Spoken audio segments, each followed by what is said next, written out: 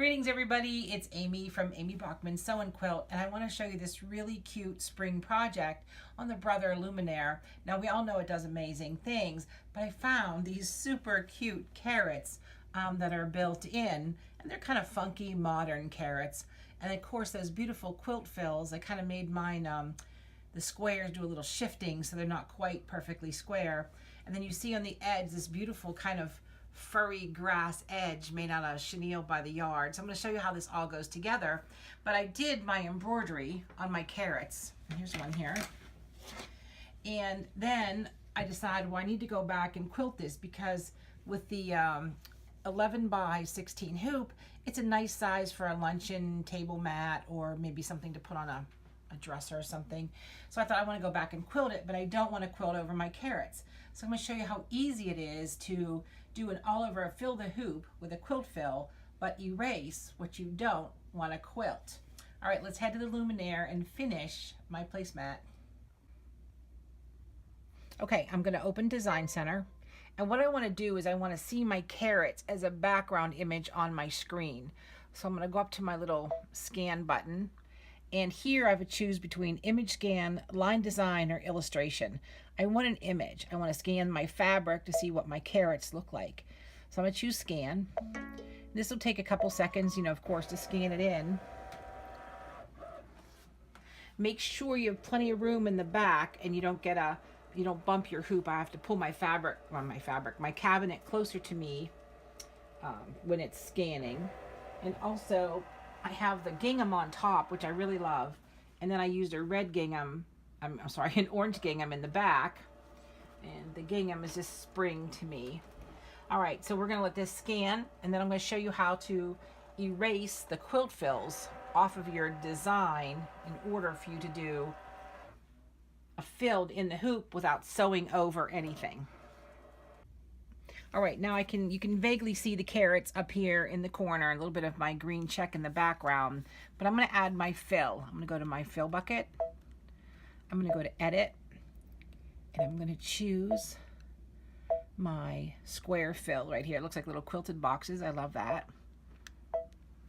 And I'll make it in red so everybody can see it. And I'm just going to touch it. Now it's going to fill the entire hoop, and if you don't change your parameters by adding a box, it's going to always fill the largest hoop. So you can see where I have my carrots behind the red. I'm going to zoom in a little bit. Let's go to 400. And this is pan. And pan lets me move around. Excuse my finger. So you can see. And then when you're done panning, you can go back and make another selection. So we'll do 200%. So now what I'm going to do is I'm going to select my eraser. Now when you select your eraser, this little dot is the size that you're erasing. I could make it larger or I could make it smaller. Now we know this stylist is a little clunky. Sometimes my finger works best, but I'm just going to, let's put this back on 20. And I'm going to say okay. So now what I'm going to do is I'm going to take my stylist and I'm just going to erase around my carrots. Now if I leave that spot in there, it's going to add stitches on top of your carrots. And you're just going to kind of carefully go through and erase.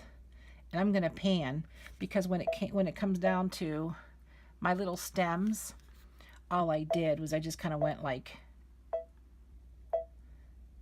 and just colored my stems in. So I'm going to go ahead and do all of this, and then you'll see what's erased when I come back. I love this pan feature.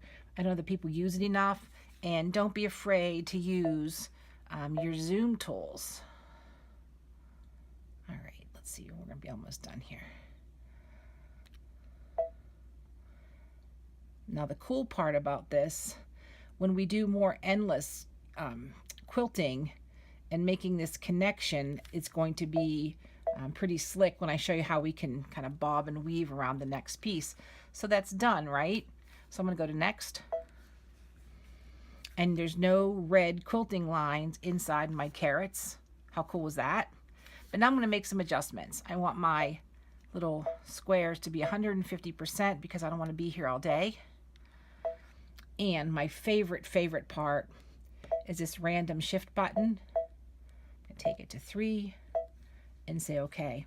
So once it kind of calculates itself, now the box is on. What I mean the frame, I leave that on because I'm trimming this with a 1/4 inch seam allowance to add my chenille. So I leave my box on, and I'm going to leave my XY fine.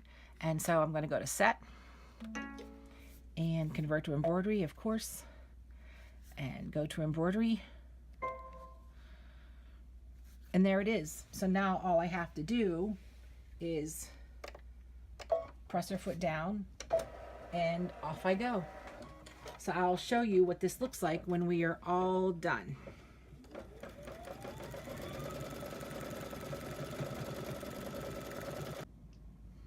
All right, you can see it's all done.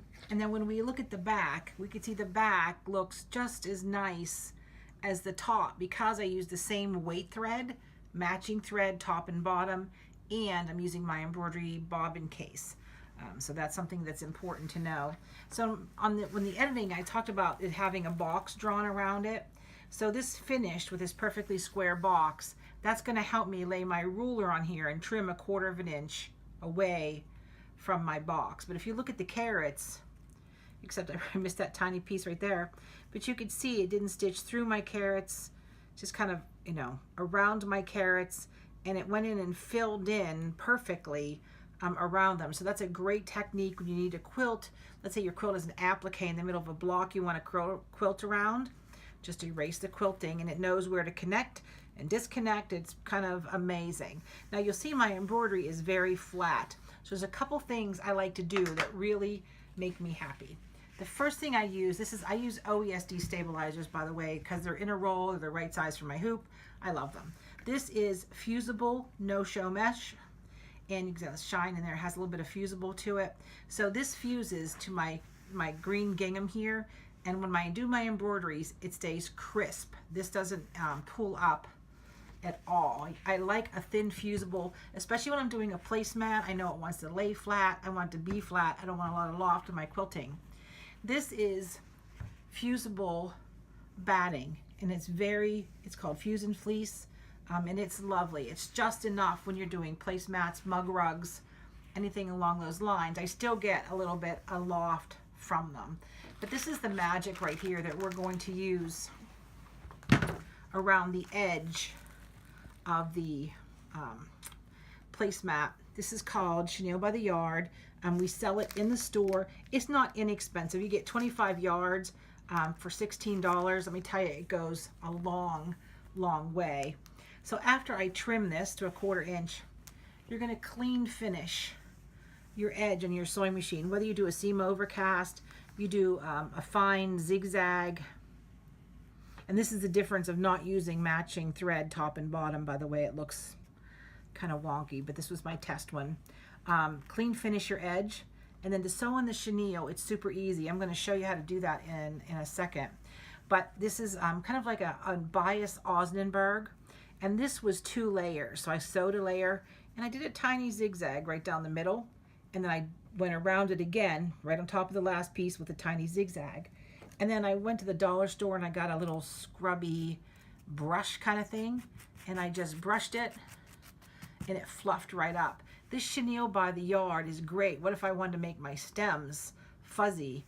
It's great for outlining letters, animals. There's just so much you can do with it. It's just, I don't know, kind of a fun accent. But this way there's no turning, no folding under, no hemming, no flipping. It's just a quick and easy. Easter's a very short season, and so they're just perfect. They make a nice, what I call a lunch size. You could get an 8-inch plate on here without a problem. The problem with my family is they like 12-inch plates. So let's just make this for lunch. All right, so after I used good stabilizer, I stabilized, I did my embroidery, I added my batting, and I did the quilting. You're going to trim it, and then I'm going to show you how to sew on the chenille. Super easy, super fast.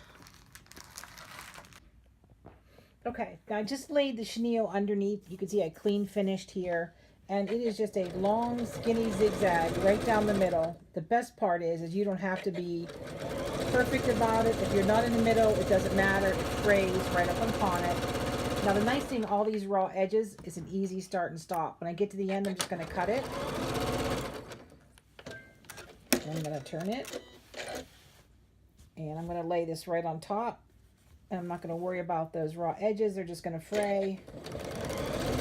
I'm going to do this all the way around, all 4 sides. I'm going to do 2 layers of the chenille. I'm just going to cut each corner. Turn the corner and start the next one. All right, I'm going to do all 4 sides twice, and then I'm going to show you how to fluff it up. And you made this great little spring luncheon size placemat.